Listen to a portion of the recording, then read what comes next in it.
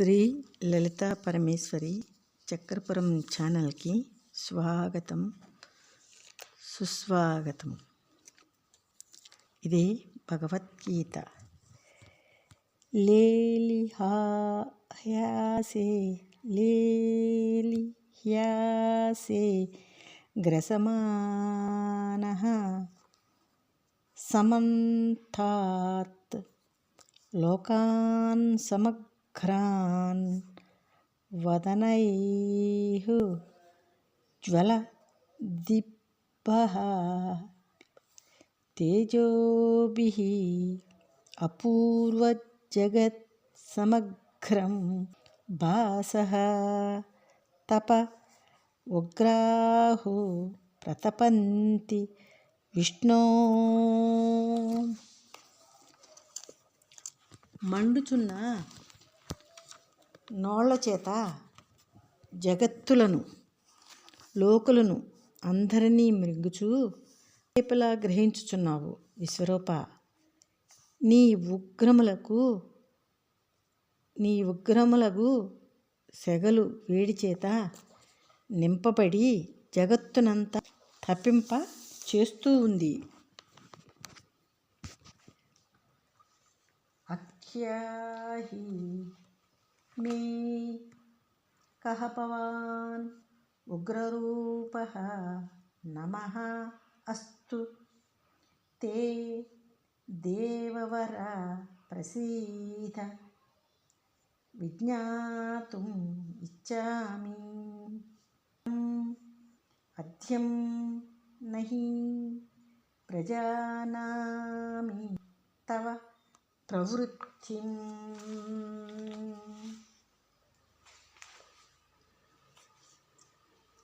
అతి ఉగ్రరూపము గల అతి క్రూర రూపము గల భగవాన్ నువ్వు ఎవరివో నాకు తెలియజేయి. నీకు నమస్కారం అగుగాక. నమస్కారం దేవదేవా, ప్రసన్నుడువు అవు, శాంతించు. నిన్ను గురించిన నీ విశ్వరూపం యొక్క మొదలు కారణం తెలుసుకోవాలని కోరుతున్నాను. నీ ఈ ఉగ్ర ప్రవర్తనను తెలుసుకోలేకుండా ఉన్నాను.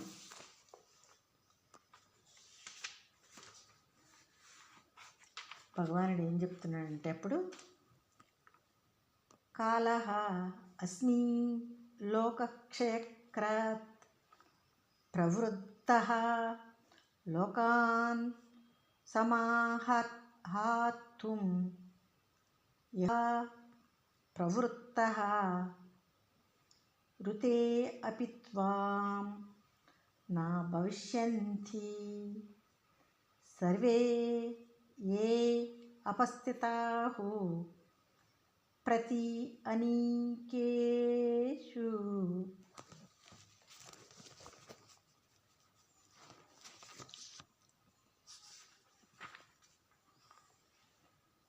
మాధవుడు ఈ విధంగా చెప్తూ ఉన్నాడు అర్జునుడితో. లోకనాశనము చేయవాడనై విజృంభించిన కాలుడను అయినాను.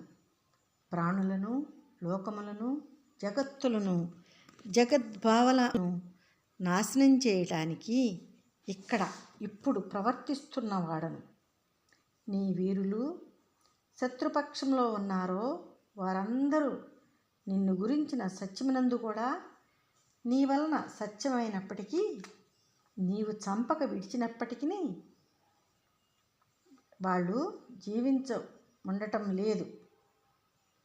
వారు జీవించరు. దుఃఖమనే నీ శత్రువుని నీవు పోషించినా వాళ్ళు జీవించరు.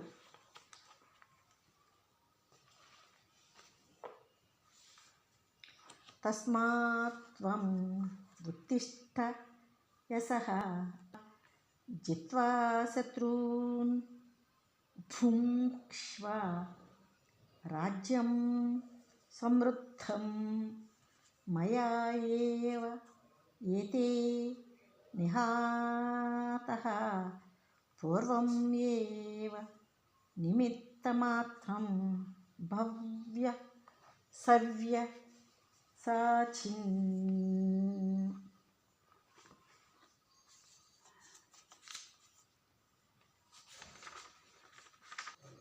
కనుక నీవు లే, నీ శత్రువులని జయించి కీర్తిని విశాల భావమును పొందు, పరిపూర్ణమైన రాజ్యాన్ని అనుభవించు. వీరు ఈ శత్రువులు నా చేతనే ఇదివరకే చంపబడ్డారు. ఎడో కూడా 2 చేతులతోనూ బాణములు సంధించగల అర్జున, నిమిత్త మాత్రుడు